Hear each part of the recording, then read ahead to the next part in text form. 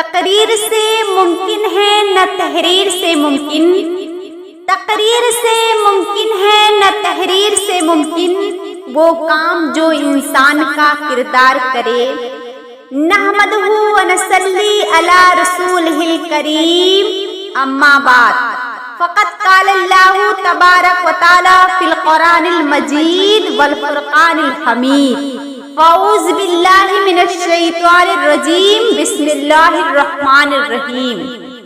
فصلحات قانتات حفیظۃ للغیب بما حفظ اللہ القرآن، صدق اللہ العظیم و صدق رسولہ النبی الامین الکریم۔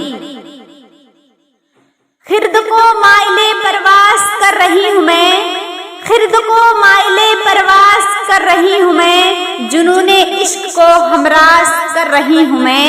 الہی میری عقیدت کی آبرو رکھنا، الہی میری عقیدت کی آبرو رکھنا، کہ تیرے نام سے آغاز کر رہی ہوں میں، کہ تیرے نام سے آغاز کر رہی ہوں میں۔ معزز خواتین ملت اسلامیہ، السلام علیکم ورحمۃ اللہ تعالی وبرکاتہ۔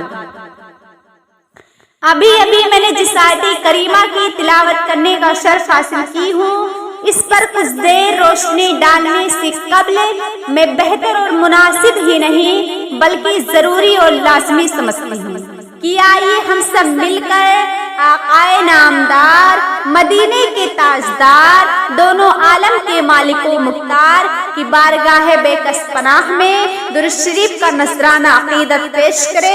پڑھیے باواز بلند، اللہ رب محمد صلی اللہ علیہ وسلم، نحن عباد محمد صلی اللہ علیہ وسلم۔ جاگنا ہے جاگ لے افلاک کے سائے تلے، جاگنا ہے جاگ لے افلاک کے سائے تلے، حشر تک سونا پڑے گا خاک کے سائے تلے، حشر تک سونا پڑے گا خاک کے سائے تلے۔ میری ماں اور بہنوں، دیکھا آپ نے کہ کیا ہوتی ہے نماز کی برکت، مگر افسوس صد افسوس ہم اس عظیم عبادت سے کوسوں دور نظر آتے ہیں۔ ہمارے کانوں میں روزانہ 5 وقت مؤذن کی صدائیں حی علی الصلاۃ اور حی علی الفلاح ٹکراتی ہے، مگر ہماری بیوقوفی کا عالم یہ ہے کہ ہمارے سروں پر جواں تک نہیں رہتی اور ہمیں ذرہ برابر اپنے رب کی نافرمانی کا احساس نہیں ہوتا۔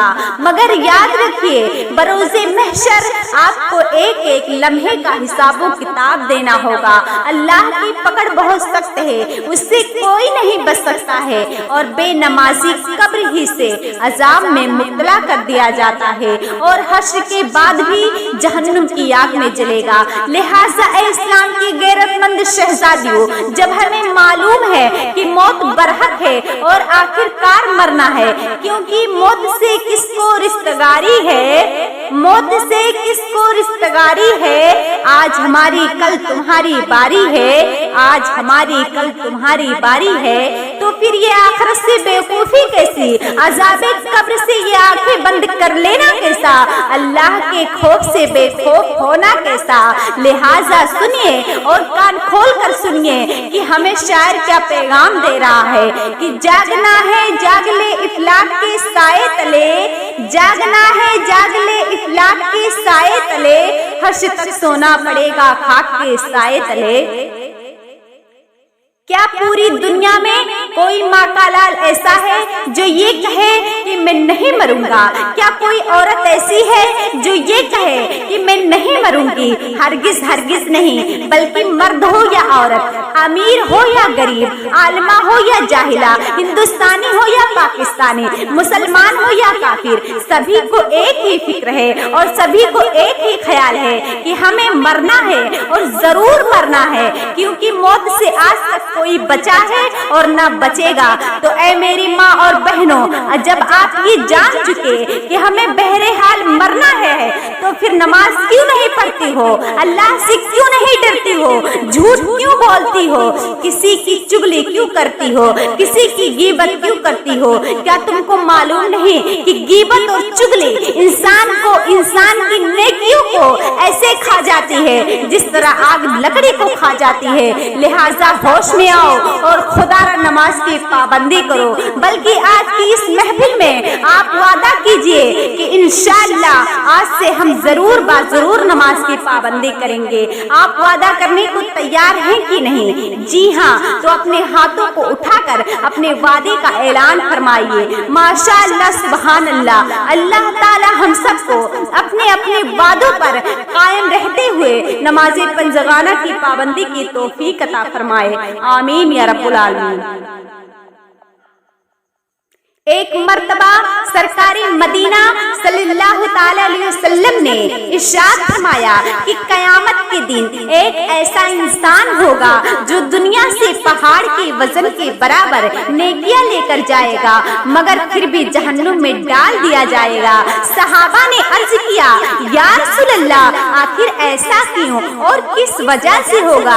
तो मेरे आका ने फरमाया कि उसने दुनिया में किसी को बिला वजह मारा होगा, किसी की जमीन गजब किया होगा, किसी की अमानत में खयानत की होगी, कर्ज वाले का कर्ज ना दिया होगा, औलाद के हुकूक और माँ बाप के हुकूक और पड़ोसियों के हुकूक अदा ना किए होंगे। तो हक वाले अल्लाह से अर्ज करेंगे, ए अल्लाह, उस पर मेरा हक है। मसलन औलाद कहेगी, ए अल्लाह, ये मेरा बाप है, खुद तो नेकी पे नेकी करता रहा, मगर हम उनके सामने बुरे आमाल करते रहे, मगर उन्होंने हमें नहीं रोका और मैं जाहिल रह गया। इसी तरह कर्जदार भी कहेगा कि मेरा कर्ज बाकी है, तो अल्लाह ताला उस नेक मर्द की नेकी छीन कर हक वालों को देगा। इसी तरह उसकी एक एक नेकी तकसीम हो जाएगी और बिला आखिर हुक्म इलाही होगा, फरिश्तों इसे जहन्नम में डाल दो।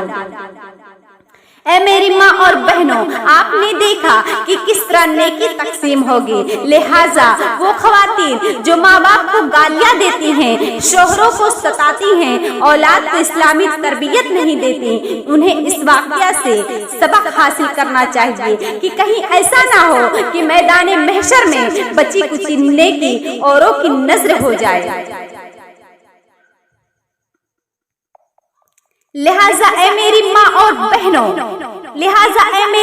बहनों, सिर्फ खुद को संवारने और निखारने से काम नहीं चलेगा, बल्कि पूरे घर को संवारना होगा, पूरे मुआशरे को संवारना होगा और खासकर उन लोगों को गुनाहों से रोकना होगा और नेकी की दावत देनी होगी जिनके आप गार्जियन हैं।